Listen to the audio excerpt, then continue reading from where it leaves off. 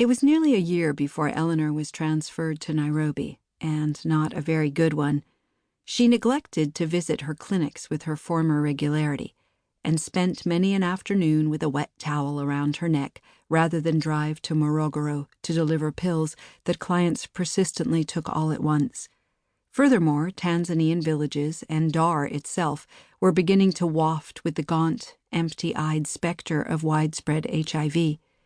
Weak, matchstick mothers would arrive at Pathfinder's clinics, and there was absolutely nothing to do. The irony of trying to prevent more births in towns where up to half the adult population was dying was not lost on Eleanor, nor was it lost on her patients.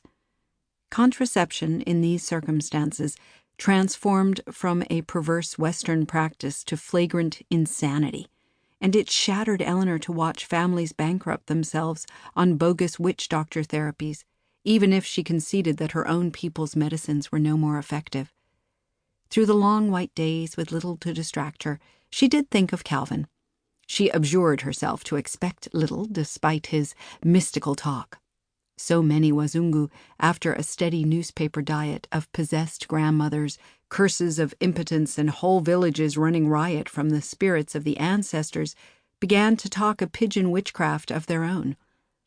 She pondered the contradiction between the icy things he said and the warmth she felt in his presence, as if Calvin's coldness calloused the same helpless sympathy she fell prey to herself. There are people who find it easy to be generous in theory, but can't be bothered by the real problems of anyone who smells bad. There are others attracted to being hard in theory, but who will involve themselves impulsively in finding you a house. That, if she didn't miss her guess, was Calvin.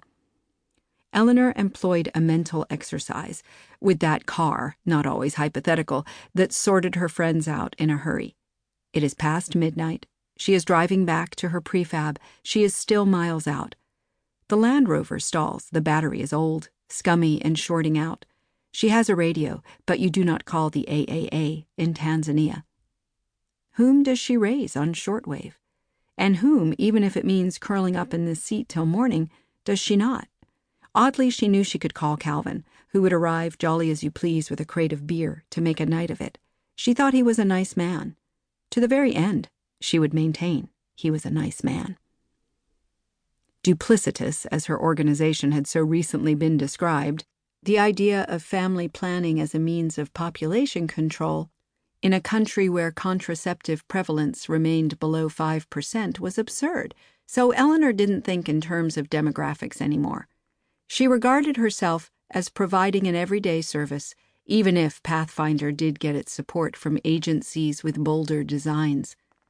She consoled herself there were times in her own life that she was grateful for the pill, and to extend this opportunity for pleasure without consequences seemed a reputable calling, if not very glamorous. For she no longer imagined she was preventing worldwide famine or raising the standard of living for the poor. In lowering the sights of her work, she found it duller, but no longer ridiculous.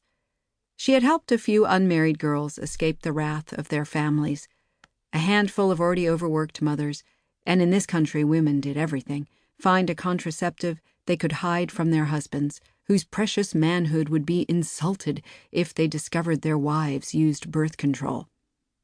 In Eleanor's case, the pills had worked a bit too well. As she drew into her late 30s, the age at which many of her clients became grandmothers, even her own workers felt sorry for her. Among some tribes of East Africa, a childless woman was a contagion, isolated in a separate hut outside the village, not allowed to touch pregnant wives, and sometimes stoned for being hexed. In Eleanor's darker moods, the word barren would take on an interior complexion as she scanned the hot, dead landscape, unsure why she was here, her face so dry she was out of moisturizer again. She submitted good-naturedly to nurses teasing about visiting gentlemen from U.S. Aid or Ford, but the men never stayed longer than a few days and were odiously well-behaved, or simply odious. It was when the teasing stopped that the situation got under her skin, the downcast, shaking heads when one more prospect had fled. These were the times in private when she snapped pens that didn't write, threw the phone to the floor, and pulled maliciously at condoms, stretching them at her desk.